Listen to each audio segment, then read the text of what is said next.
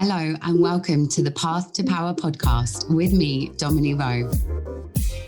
On this podcast, I talk to incredible men and women who have fought adversity and are turning their pain into power.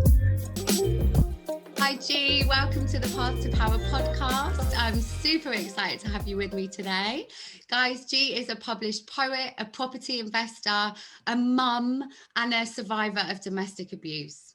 Alongside running a property, sourcing business and investment business, G and her sister have become very well-known names in the property network that I'm also involved in. And G uses her experience of domestic violence and her kind of own history and past to raise awareness and to support others. And in 2020, G's first poetry book was published, and it's called Forgiven, Forgotten, So, FFS.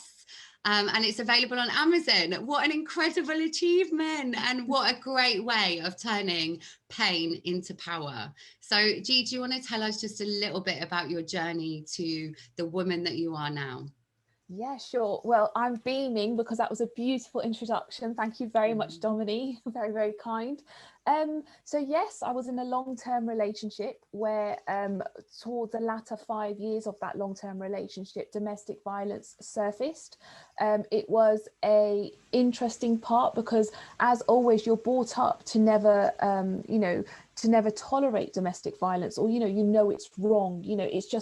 It's just a known fact that no man or no woman should raise their hand or any such thing on their partner.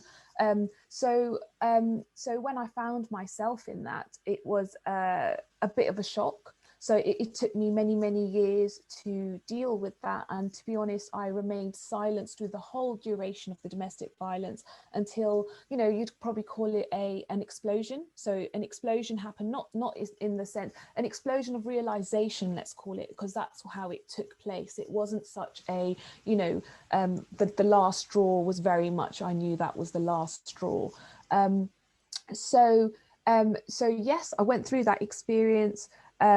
It took me now it's been 6 years since that incident, so the last incident, and then it was a matter of and the funny thing is, the most beautiful thing, when that realization happened, I instantly knew it was all about me and the survival of my daughter. So I knew straight away the energies had to shift, and they had to come in line with what were my priorities. And that was also my decision of having a beautiful 3-month-old baby, having a partner that wasn't there for you, and thought, right, he needs to go, sadly, because I am now a mother with additional responsibility.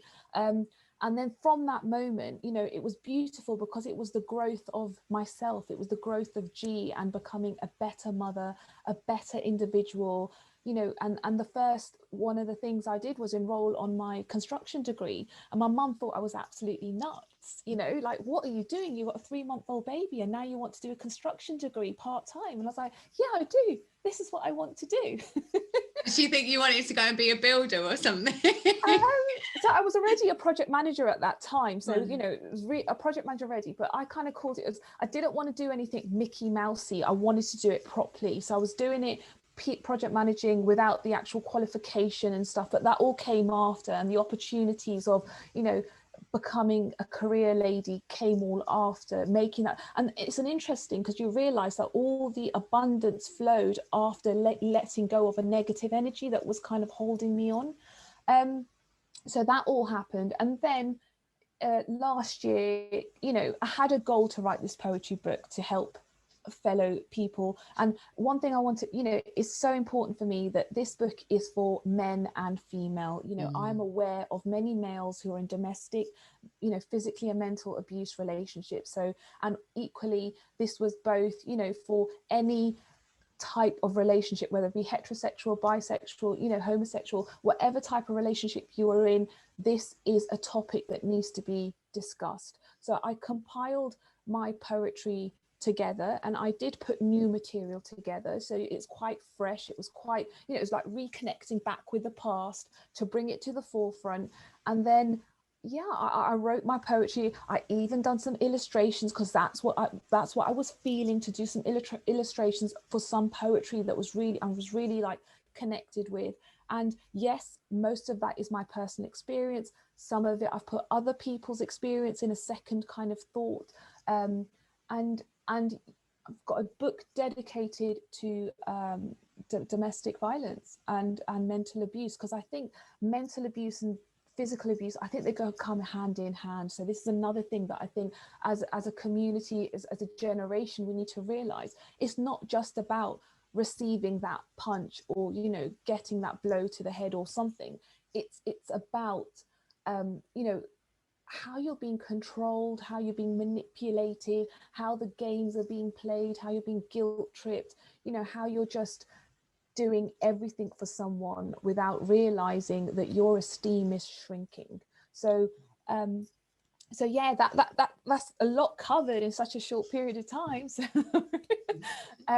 but the main aim is to support fellow individuals, families as well, you know, because again, like how I realized, I from an individual receiving domestic violence, I then became a family member of having a beautiful young lady. Then it became my responsibility to protect my family with or without a partner. And you know, and that's what it's also for. So you know, if a family member, and I think that was my realization point, that this could also then translate onto my child. You know, it's not just about, so to me that was like, I would be selfish remaining in a relationship which was unhealthy. And, you know, maybe later we can talk about even having a preview of that lifestyle. So in regards to, you know, when you report a domestic situation in the UK, naturally, if there's a child involved, the social services get involved. So that is just something that people need to realize, and then becomes this like, I don't want my child in the system, so what do I need to do to protect my child? Oh, okay, I need to remove myself from this situation in order to give her the best life that she would, you know, that she absolutely deserves. So that's my responsibility. Geez, so brave. So where would you say that when you reflect back and you've kind of looked at that whole relationship, are you like, do you clearly identify that's when it started, or even can you go right back and say, well, there were some red flags there? What's your experience in that? So I've actually written a poem about this, and I relate myself to a snail. So you backpack, you're moving. So I actually moved 5,000 miles across to live in the location with my partner, because Wow. it was co-living between London and 5,000 miles. And and but the thing is, when I went there, I knew it was to support them. So they were going through a hard time. So as you know, as a partner, you go and support your partner, and that was the right thing to do. And you know, the actual moment that, and I call it the first strike, because that's exactly what happened. It was the first strike. It was 4 days in. I had just packed up everything, left my beautiful family behind. So this is without children at this point in time. So just myself. And 4 days in, boom, first strike, you know, and you're like, I've just And was left. that a physical incident, or that was Yes. more of a So it mental? was That was, like a ninja strike, like goodness me, wow. the power in that. And I was like, whoa, like the shock of it, you know, you're like, Yeah. you've just uprooted your life to support someone, and they've just absolutely taken it out on you. So that was actually the first time of many incidents. So, and that was the interesting thing. So this is what I would like, you know, to, for the listeners to understand, that, you know, when someone tells you, oh, you know, I apologize, it won't happen again, I'm sorry to say it happened again and again and again, and then you got to a point where you're literally living and walking on eggshells, and that's unfair, you know, that's really unfair. And the other thing I want to say, there was another layer, as you say. So the ex-partner got diagnosed with bipolar. They were not accepting of this. So, and then, you know, being in a long-term committed relationship, I am a loyal person. So I thought, you know, you're here to go through thick and thin. But then there comes a realization that regardless of that commitment to each other, you've got to protect yourself. And that came 5 years later. And, you know, again, you know, something that in my book, something I call the yo-yo effect, and I see other fellow victims do it. You know, you file against them, you take them back, or you don't file against them, you take some time out, you go and stay with a friend, or, you know, it's the yo-yo effect. You're constantly taking yourself back to the core and the root of that pain. And it takes a long time. And I think, you know, and one friend I'd forever, ever be grateful, because this was what I would call my turning point from that situation. So I'm back in London, and a friend says to me, and I think I respected it more because it was coming from a man, and you're talking about like a 6'5" man, really stocky, but he was an amazing friend, really, really good guy. And he just said to me, he said, "Gee, you know," so I think he was one of my first people I just broke down and cried at work. Like, you know, something was going on. I needed to start talking because I wasn't talking. And he just said to me, he was like, "Gee, do you, like, what do you see at 50 years old? You know, what do you see happening?" And I thought, I don't see myself living till 50 if I'm with him. I think he would have finished me off by 50. So that was, and that's a poem in my book called Turning Point. So that was my turning point. You know, imagine yourself far ahead in the future. What do you see? How does your face look? You know, are you happy? Are you sad? Are you even there? Or are you just numb in pain and you're just passing the time for someone else's life? So that really was my turning point. And from that day, I think that's when I finally told my mum. So it was 5 years after receiving everything that's going through. So even the whole uprooting, and then experiencing that 4 days after the first strike, as I call it, I told nobody what was going on. So it was a interesting time.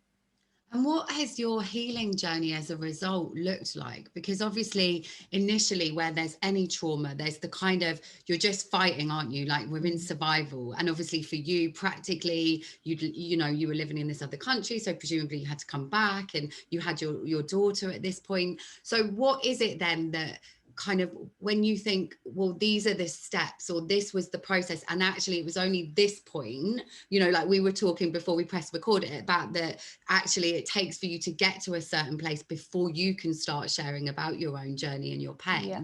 So what did your healing journey sort of have to consist of?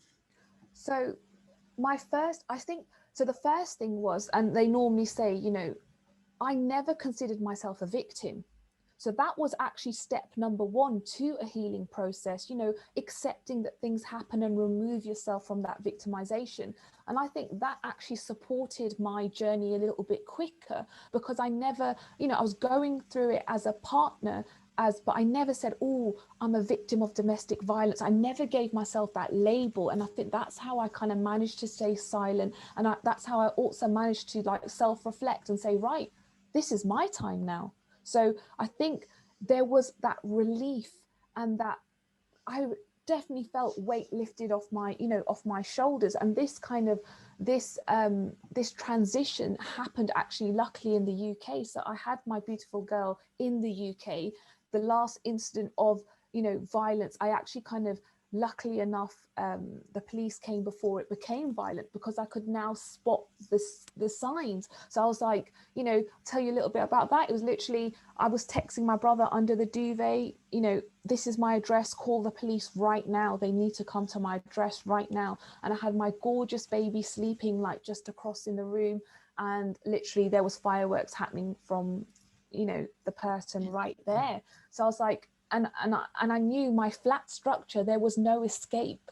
So I had to act, because there's no escape through, you know, I might have not made it through the other side of the room in order to escape. So the brain had to totally in survival mode for that. You know, that's how kind of the last thing happened. And I think it helped being on my homeland. It helped being in UK territory, because when you're a stranger on the other 5,000 miles across from your family and friends, it would, and I experienced, you know, obviously I had incidents there where there was armed police come to rescue me and all that kind of stuff. So it was quite different. And then you're alone, you know, you don't have anyone to support you.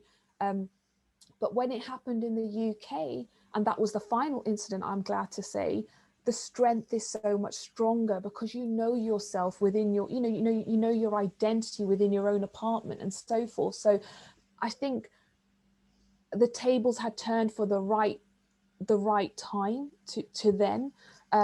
So then, because I'd already established my home with me and my baby here. So then, the kind of the growth from there was just really realizing what was priority. So that was kind of like the part of my starting journey of the healing, realizing who was it that we wanted to heal. And the truth was, I wanted to heal myself.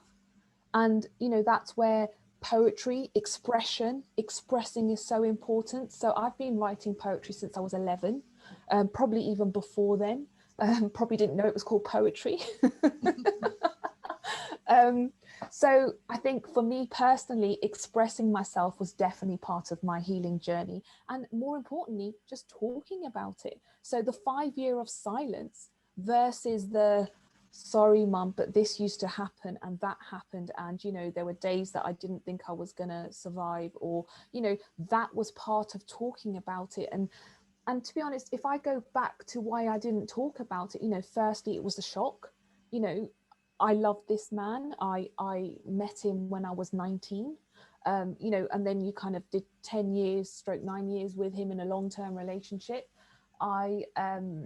And then it was the embarrassment. So, when I met him when I was 19, I was a very confident young lady. I had great energy about me. And then by the time you met me at 29, I was unrecognizable. You didn't quite know I didn't know who I was. I think I was very much still strong in a work environment, but I think personally, I think it absolutely took an effect on me. And interestingly, somebody recommended, so this is, the older you get and the more open you get to healing and realizing how important healing is, you are open to other avenues of healing as well. So someone recommended for me to do theta healing. So I've done like sessions of theta healing, and it was an amazing experience and journey. What is that, G? I haven't come across that. Okay, so theta healing is it's about energy. So it's like I'm not very into it, like as in I don't know, but it was a group. It was a lovely thing done by a lady called Christina Patel.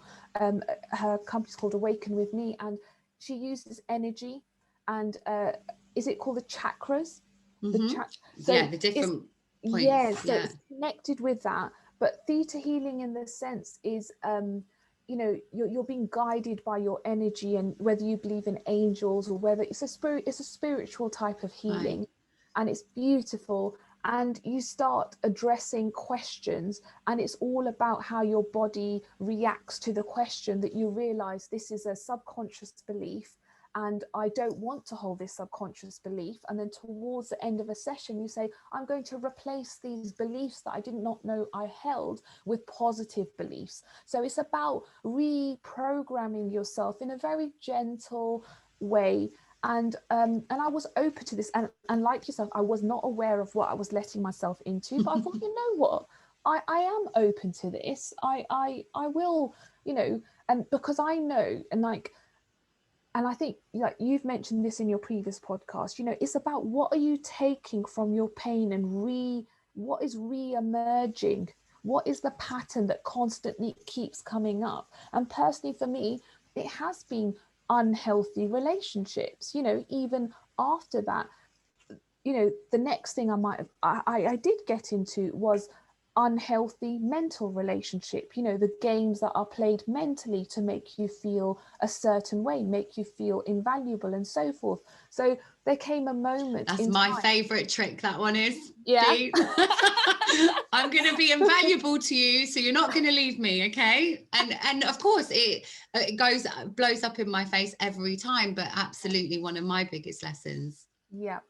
So, and this is one thing, as I'm going to call it growing up. So as I'm growing up, I realize, what can you control and what can you learn? It all starts within yourself. So I can learn that G does not know how to, you know, how to love herself enough, or how to behave in a relationship which is healthy, which has healthy boundaries, you know, and so forth. So these are all learnings that are, I believe, are bringing me closer to being the person that I want to be. And I think that's where we've always got to connect back. It always came with what I was tolerating. So when I start learning about loving myself, about what I deserve and my worth, that is when the healing starts. Because healing isn't just about going to counseling. It's about reconditioning your inner self, your beautiful inner self, to then be able to shine and glow,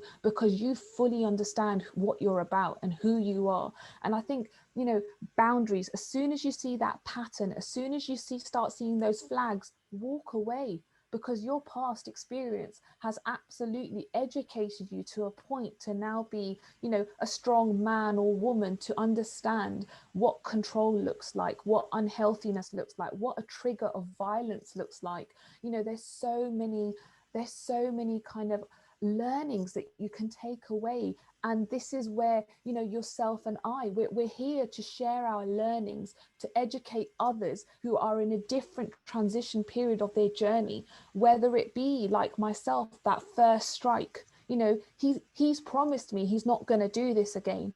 I'm going to believe him for like the next couple of months until it happens again, because he knows you accepted it the first time it happens, and you're still there, you're still stood there.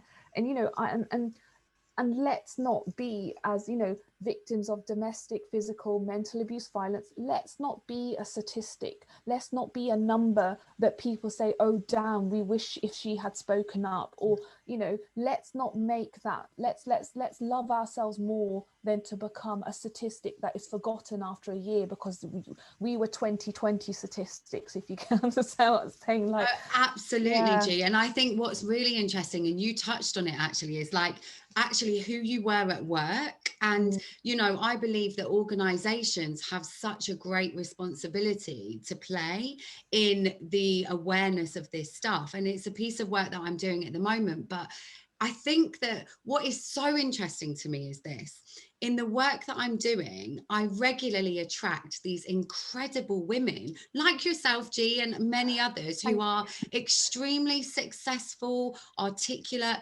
confident, gorgeous women, you know, bags of charisma and talent and creativity. However, that is the presentation of many women, and actually, and men, like you say. I don't think this is specific to gender.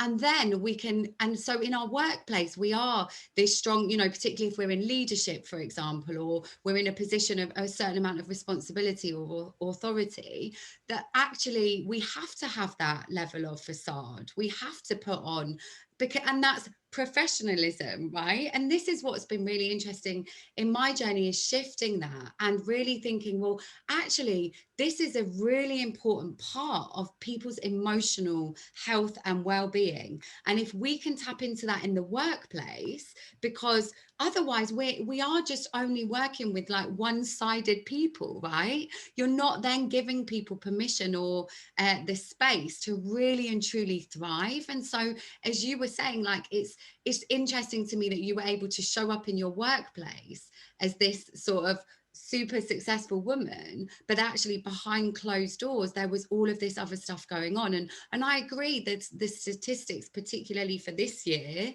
and last, are going to be phenomenally higher than they ever have been. And so when you think about when you gained the strength to leave that relationship, and let's be really honest, many of us have been in toxic relationships where we know we want to go and we know that it's wrong. Yeah. How did you disattach from this person that, like you said, you'd met when you were 19, you'd gone through many years of different experiences together, and I'm sure some positive ones as well. Absolutely. How did you then go on that process of detaching from that person, that relationship, and stepping into you?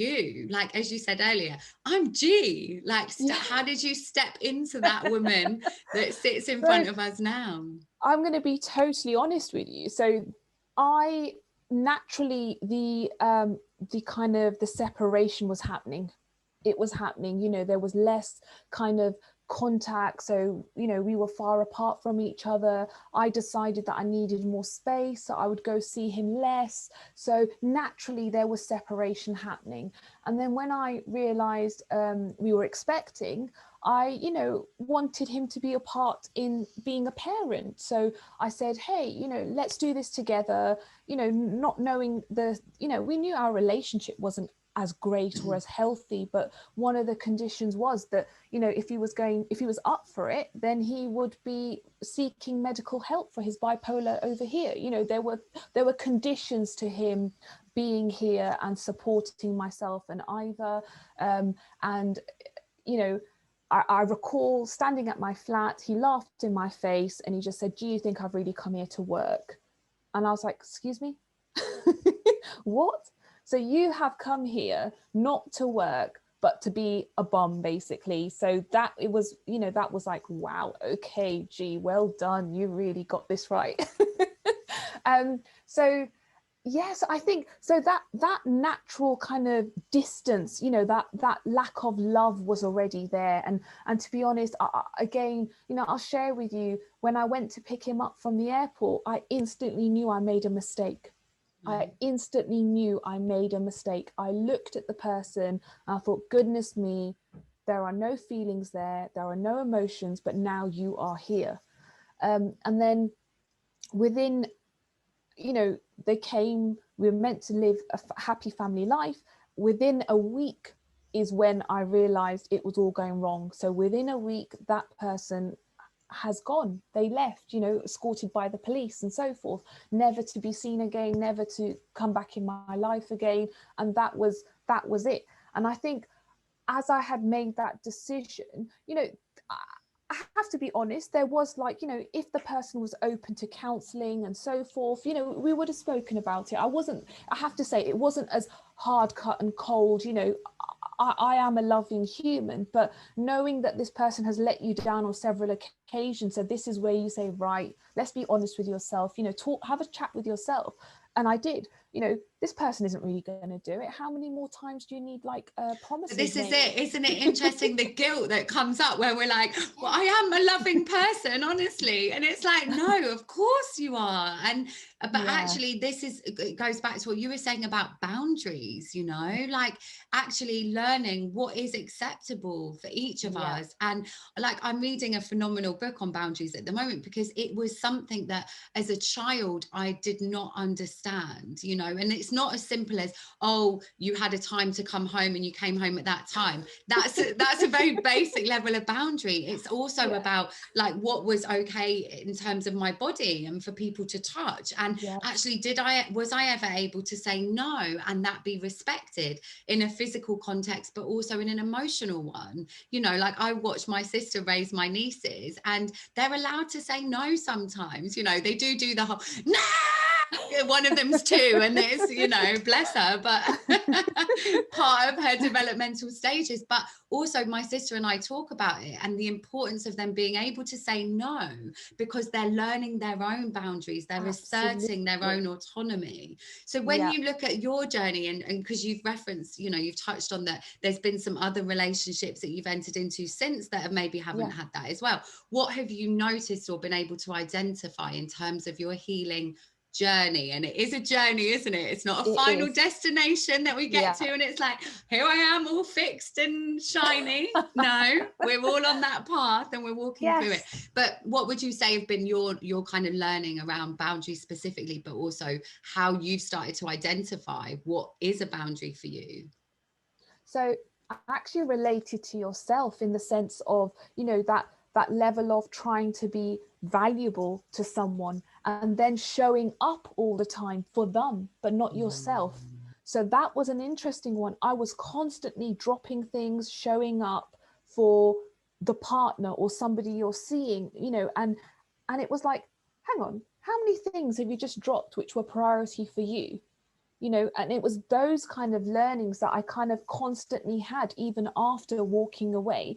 I would say the other thing was, you know, my kindness being used, you know, against me. So someone knowing that and that's the boundary part, you know. Yes, you can be kind, but you can equally respect yourself, and you can equally respect the same from the other person. So an example of that would be, you know, me constantly giving, being there for a person I saw after my ex, and then just realizing that, oh, they're not actually ever there for me. You know, when and that was an interesting one. They're not there for me, and yet I've done a lot for that person. And then this is where the self-reflection comes in. Gee, who asked you to do all that? Did they ask you for to real? do Did that? they ask you, or did you just decide that that's probably what they're gonna? Exactly. And you know what the interesting thing about that relationship was? I never ever felt good enough, regardless of how I supported the person, how, you know, I never ever felt good enough. But then I had to come back to myself. Why did I not feel good enough? And the truth is, because I didn't connect with myself.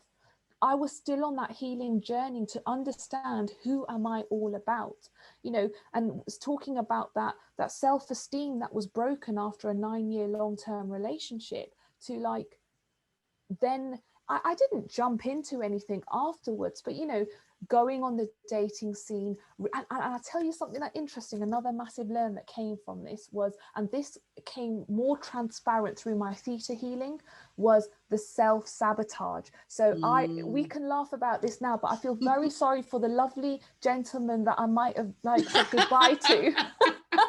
Oh, that is so, tell us about it. Like, yeah, go on. Yeah, Dominic, it's like 3 months. That's all I could last something for, like a 3-month duration. I would start finding faults. I would start making excuses because I just wasn't ready.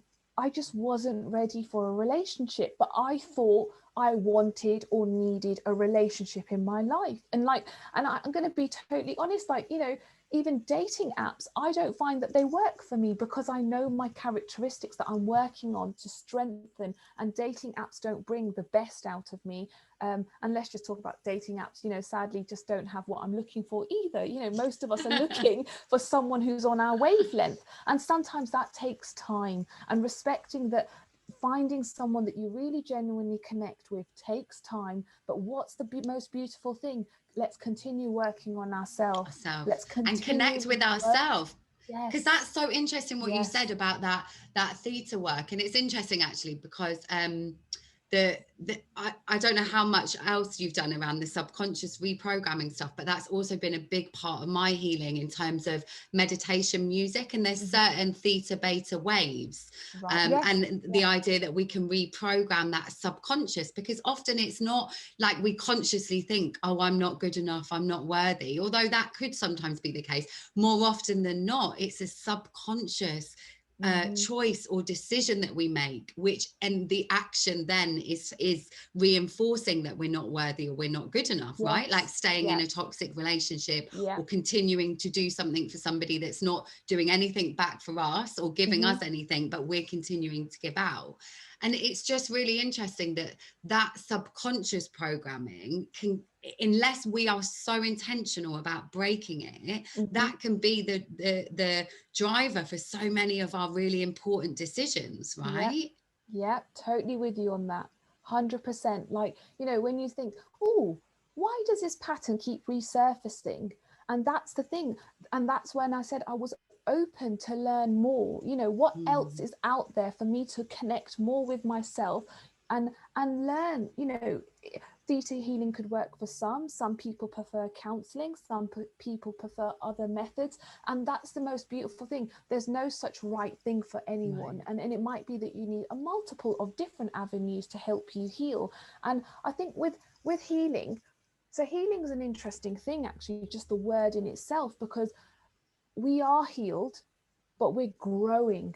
We're growing into more beautiful people. So, you know, I'm all about the positive energy, the positive words. And of course, we can have rubbish and crappy days, but it's all about just really knowing this is an opportunity. This is an opportunity. And especially, like, you know, you might have known that, you know, there were some incidents in my life that actually I would have lost my life on 2 occasions. So you know, to know that you have life, to know that you have, you know, beautiful opportunities, it's just there's no greater thing than that. There's absolutely no greater thing than that. Yeah, no, you're absolutely right. Coming back to that gratitude and that practice of being grateful for even life itself, which sometimes just sounds so simple, but I mean, absolutely, undoubtedly has been, and I've shared about this on social media, but getting through the loss that we had in our family, that undoubtedly being grateful every day has helped, because there were some days where we would be like, why us? Why has this happened? This is the worst thing that could ever happen to anyone. You know, and everybody goes through tragedy in life. It's part and parcel of us journeying, isn't it? But I think being able to just take a minute and say, well, actually, what are the good things? Where is the beauty in this? You know, what can I take? And that's not to say that we shouldn't be sad, or we shouldn't be angry, or we shouldn't have emotion about these other things, but that fundamentally we come back to a point of strength. And it's interesting what you were saying about the words that you chose to use. And you said actually, though, that you found a lot of power when you identified as a victim. And would you say that now you would still identify as a victim, or would you maybe use a word like survivor? Or where do you see yourself now when you talk about the past? Like, do you connect with the certain words or what they might mean to you? So I think the word that I probably relate to is experience. So I have experienced domestic and mental abuse, and that is where I put myself in. So I am, and I think, you know, I don't want to say I'm a survivor, because every day of life is surviving. So you know, girl, so you got that right. So every day is survival, and like you said, you know, grateful for everything we have. And then victim, I never related myself to the word victim, but when it was presented to me, I thought, okay, maybe I need to accept that I am a victim. But that journey of being a victim was so short and sweet, because we wanted to move on from that state. So that was beautiful, you know. Yes, accept it. But I think, you know, from writing the book, I have accepted what I have been through, but then I also carried with me the other beautiful people that I've also experienced. So I think that is kind of where I come with what I've got to share with people. Guys, this was my experience, and this is what I can share with you. There are similar patterns that I know other people also, you know, experience or go through, but equally, you know, I'm here to just put my part, my spin on a topic, and a topic that so interestingly needs to be discussed more. You know, it's so crazy how, you know, the government mentioned that domestic violence and, you know, so forth, but then it disappears. And then it just goes off. And like my book, actually, you know, it was a target to launch it ahead of Domestic Violence Month. I put it out there. I started contacting the media, said, hey, I've got a book, you know, I want to support in raising awareness. And it almost became a topic that they no longer wanted to discuss. It was almost like a season, because, but to be honest, like they hadn't got back to me, if I'm honest. But it also showed, you know, the lack of urgency to actually really talk about this. And, you know, equally, I follow a couple of domestic violence charities, and they're always crowdfunding, you know, because they're not receiving any funding. And I'm like, well, what are we really doing? You know, we know it's and I think the first thing that comes from domestic violence and mental abuse is the talking. Let's talk about it. Let's take some airtime, like we're doing with yourself now, like, you know, and then let's kind of commercialize. Let's become a bit more, you know, on the mainstream to talk about this, because you know, sometimes, you know, I'm sure they can remove one of the game shows, don't you think, Dominy? Like the ample of game shows that are on there. Me and you are far more beautiful than any game show hosts anyway, so we should absolutely be primetime TV. No, I mean, look, I could not agree with you more, G, and I absolutely love to hear that passion like burning inside of you, because honestly, talking to you now, I'm like, oh, there's so much stuff that we could do together, because certainly, like, I agree with you, because especially what you said about the employers. So I wrote this book fully ready to go back to my corporate organizations I've worked for, to be asked to come during mental health week, mental health day. Guys, let's actually talk about domestic and mental abuse, because guess what, those people that experience it, they actually show up to work for you, right? Absolutely. And most of us are in relationships of some kind anyway, whether it's the majority romantic, but some family and etc. So let's give people some skills to help with dealing and navigating these relationships. And one interesting thing, so there was a charity that I spoke with, and he was amazing, because I did a dissertation for my construction degree. I actually did mental health in construction and the suicide rates. So I explored mental health and, suicide rates within there. And I kind of, was lucky enough to have some charities, because I was in the construction sector. And one golden nugget this beautiful CEO of a charity said was, and he shared with all of us, was, ask somebody twice how they are. Don't ask somebody, how are you, G? Pause. How are you, G? You know what? If I had a day at work once, and it was nothing related to like domestic and mental abuse, but someone actually asked me twice, how are you, G? Because they probably could see that I was having a tough day. And goodness me, the power of somebody actually making those mini seconds for you, that they genuinely care. So, like when somebody asks you through passing, like a formality, but the second time of asking someone, how are you, and pausing and being there for them, that actually is an opener for a conversation. That is what you call a colleague being there and being a friend for someone that might just need someone. And can you imagine if we just encourage everyone to just ask someone that is a bit stressed, or someone is not behaving in a way that they normally behave. We are quite good at spotting if we want to. And we talk about community, we talk about values in the corporation world, but things like simplicity of just asking someone how they are and really meaning it can really. I love that. I think that is incredible practical advice. And I absolutely, I love that. I'm actually going to really go away and try and implement that, because it's interesting, isn't it, that often I think we want space for our own voice.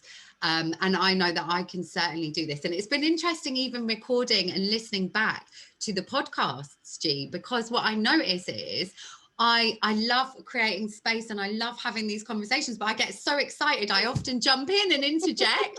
And so I do apologize if I've done that to you today. No, but I've tried to be very very intentional about not, because it was feedback that I got, but also from listening, I could see and I could hear more so, because I think when you're watching, you can see the interaction and you can almost see that, oh yeah, that's quite natural. It doesn't sound wrong. But I think in the audio, what's interesting is about giving people space to just to listen. And something that I'm trying to be much more intentional about is to be curious, to be more curious of others and their stories, because I know that I definitely have been on the journey where I got to a point and became almost quite judgy or arrogant about my own healing, and trust me, have been knocked down a peg or two as a result, because I needed that extra level of humility and compassion to understand that actually, Dom, whilst you've made some steps forward, this is a constant process and people will be at all different stages of their journey.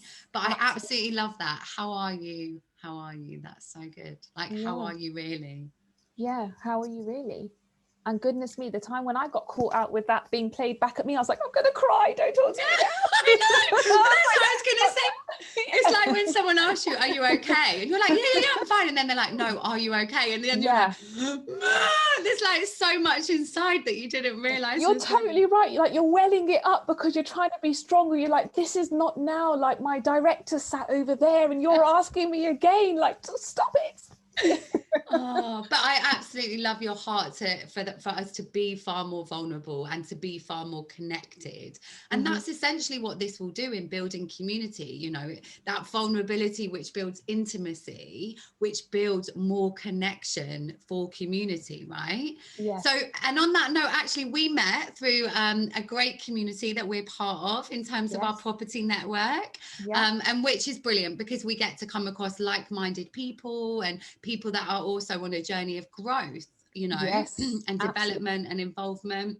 And so talk to us about where you're at now, because whilst you've got these horrendous experiences in the past, you have definitely used them as your power. And, you know, aside from just the book, there's many things that you're doing. So tell us a little bit about that. So I'll start off like in chronologically in my head. So as you know, I you know, enrolled on a degree. I graduated. So I haven't actually had my graduation ceremony. So that's a great success celebration for the future whenever COVID decides to say goodbye for a while. So I graduated last year, February 2020. You know, I was really happy. I managed to get a 2-1. Took me like 4.5 years to get there. But it was beautiful, you know, and like just seeing my daughter grow, because I think about my daughter's growth with my degree, if that makes sense, because like 4.5 of the years went of mummy working nights, you know, in the kitchen, doing my dissertation, doing my assignments and so forth. So so yes, I've graduated. I have been a project manager for several years, but one of the biggest takeaways recently was I founded my own sourcing company. So my property sourcing company, Otterly Solutions, to support fellow investors with, you know, what their property requirements are. And then I would go and source that requirements for them. And so, G, just to clarify for anyone listening that doesn't understand the property lingo, so sourcing is essentially, break that down a little bit further. So if somebody wanted to get into property investment or they wanted to buy a property, what use would a sourcer be? Yeah. It's not a sorcerer, no wand or magician. That's very true. Although you could be a sorcerer, you know. Yet to work that magic out. So a property sourcer, and what my business does is so someone who is currently or new to investing, we would have a conversation. I would understand, you know, you're interested in investing, but you might have the capital, but you don't have the time. So that's where a sourcer comes in to support you.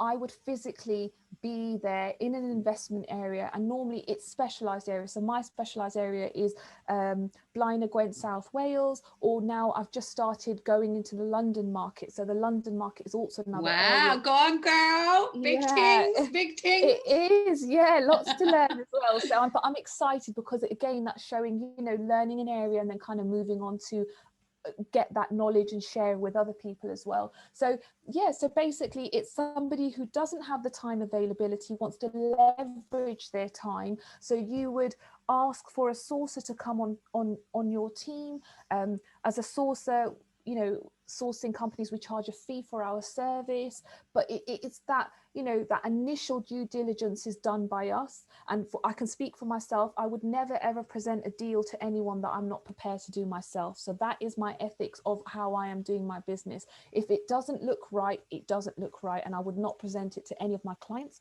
I only offer bespoke sourcing. So in the sense, it's not about masses of numbers, it's about really connecting with my client and really understanding what they're after. So that, and then I would present deals to them with numbers broken down of my interpretation. And I would say we always recommend that the client does their due diligence themselves on top of what a sourcer has done.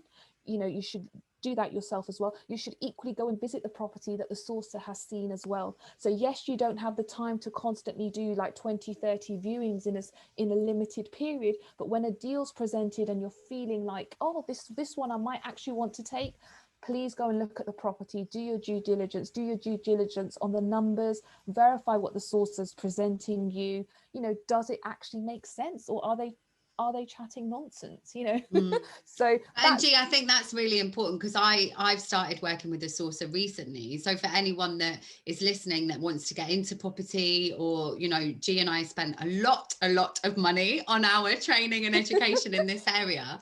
But certainly for myself, it's become less feasible. Obviously it has for most people become less feasible to travel, but absolutely. Certainly I've started working with a sourcing agent who I really love and trust and recommend. And G, obviously I wouldn't have brought you onto the podcast unless I recommended, loved and trusted you. And so for anyone listening, I think it's really important, because you're going into areas of the UK where, you know, properties are a lot cheaper. And therefore, if people have a small amount of money in their account and they think, well, you know, it's not making any money in the bank, but I'd really love to invest it in something for the long term, then actually getting a property in an area often outside of London is far more accessible, isn't it? And a cheaper option. But also to work with somebody that knows that area, they know the risks, they know that, oh, that, you know, there might be subsidence on that house, or maybe don't work with this builder or whatever. There's definite kind of strong advice that you would be able to give them, right? An investor who doesn't have the time is basically paying for your knowledge, is paying for your, you know, your knowledge, and your availability is what the sourcing fee covers at the end of the day, and the trips back and forth and so forth. So it's a time saver, it's an initial time saver. And then, you know, most of us do property as a secondary, and I've just decided to go full time into it. I didn't know that. I took redundancy. And decided to go property full time, and that's when the sourcing business birthed. And obviously, you know, as we said, we're connected. So we Dhanoa Properties is the other, you know, investing with my sister, so that's doing really well. We're building a steady buy-to-let portfolio, and now we're talking about HMO strategy, so that's what we're talking about next. So we're very excited, because we feel it's time to again challenge ourselves. You know, we're not saying no to buy-to-lets, but we feel that we're in a position now where we're ready to learn more, because, you know, as we talk about the pyramid, you know, just slowly start stepping up. And, you know, as you may have realized, flip market is questionable at the moment because the prices are so inflated at the moment. We've got to wait. Well, there's a lot of demand, isn't there? People are buying a lot of at the moment. But so that the flip margins are very questionable at the moment. So we've got to wait things to iron out a little before that kind of comes back as a strategy that can be supported. But, you know, people still want flips, which is absolutely fine. It just means got to use more creative ways of finding property. So that's No, sorry, G. I was just going to say, on that note of finding creative ways, I think one of the most incredible things about property investors, and investor sounds like a fancy word. Essentially, it means you're putting your money into property, right? But I think one of the greatest things is that we laugh, don't we, in the network, that we're regarded as professional problem solvers.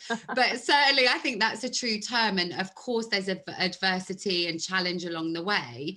I mean, how would you see that your past and your ability to kind of show strength and resilience has impacted in your career now as a property investor, as a business owner, as, you know, a female in the field of business? Can you identify that there's certain skills that you learned that you're now able to implement?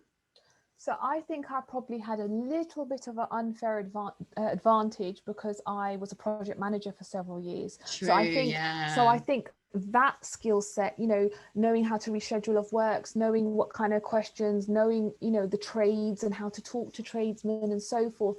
And sometimes, you know, I've got to rein it in a bit because, you know, I sometimes understand that my approach is a little bit direct, but, you know, but that's kind of like my approach. And sometimes I just know when it's not the right time to talk fluff, if that makes sense. Like, you know, there's times where there's an output you're after and it's time to do business, you know. So I love that, girl. I love that.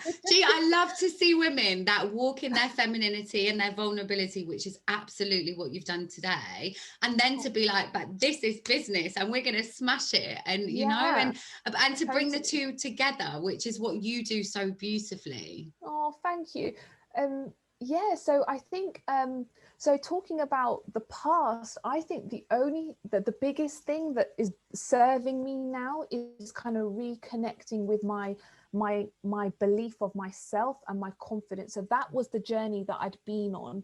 And, you know, luckily, as the project management roles got more kind of, you know, interesting, demanding, more challenging, I was already getting to the self where, you know, it was like working towards who I was becoming. So I think I almost feel like I've kind of picked back up that lady at 19, and she's now coming back much maturer, much wiser, much more knowledgeable. I thought I was giving then, but there's a different type of giving that I'm interested in right now. You know, it's not the giving to an undeserving partner. It's about giving to the communities that require my kind of energy, the strength that I might be able to, you know, and if I can inspire anybody, that would be the most beautiful thing. And as you know, like my sister and I also have like a community kind of project which we call Blossom, which we are holding an event on the 21st of March, which we will be talking about visualization, manifestation. You know, how can you really embrace your vision of your future and your beautiful self that you're creating, because that's all what we're all doing. So, you know, we're all working towards the better self of our the best version of ourselves. And Blossom Community, you know, it's a free platform. We do free events, we bring guest speakers on, and we're just connecting people who just Gee, why have I not been yet? Sorry, I'm like, what? I didn't know about this. Yeah. Oh, gee, it sounds like you've incredibly turned your pain into your power, and what an amazing woman you are. And I feel very lucky to be connecting with you and to have shared this space with you today. If people want to hear more about you and find out about your work, so if they're interested in sourcing property in the Blossom community, in your book, what's the best places for us to find you? So this is an interesting one when you have several platforms that you're spinning. So Otterly Solutions has its own website. So it's www.otterlysolutions.com. Now, Otterly is spelled in the French way, and it actually means wealth and female power. And that was like, I've always loved the name Otterly. So I met a beautiful young lady, a young girl actually, and she said her name was Otterly, and that name has always stuck in my head. So, and then I went and investigated when I was looking for a name for my sourcing company. So, and then when I found out, you know, the meaning of it and my passion for French and stuff, I thought, oh, this is beautiful. This is just all like, you know, this is the name. So there's a website for the sourcing company. There's my contact details up there, so people are more than welcome to get in touch if they're interested on, you know, myself sourcing for them. In regards to my poetry, so this is the book that's available on Amazon. So it's available on Amazon. Equally, there is there's an Insta page for it as well. So actually in the book itself, there's actually I've kept it interactive. So I actually want to hear about people's journey. So I don't know if you can see that. Probably not. So there's like no, but we'll put all the links in the description box below. Yeah. G. So just to show, like, as an example, so that's my drawing, and that's my turning point. So it's just like it's, I guess, you know, like you said earlier, it's about me being vulnerable, me sharing and exposing. But I would absolutely love to hear from anyone that ever wanted to talk about something, whether they're in a situation and they're in that yo-yo state. You know, there's my details in the book. As you said, we're going to put some details on this under the video as well. So yeah, I would love to hear from anyone that needed to have a chat, because I know what that place feels like, to be in a state of not knowing what your next steps are. Amazing. Gee, thank you so much. And it's so great to hear your passion and your purpose come out in your story and your voice and in your work and your poetry and your illustrations as well. And just well done. And thank you. Thank you, lovely. And yeah, I can't wait to talk to you again soon. Lots of love. Yes, take care. Bye. Bye. Thanks for listening to today's episode of the Path to Power podcast.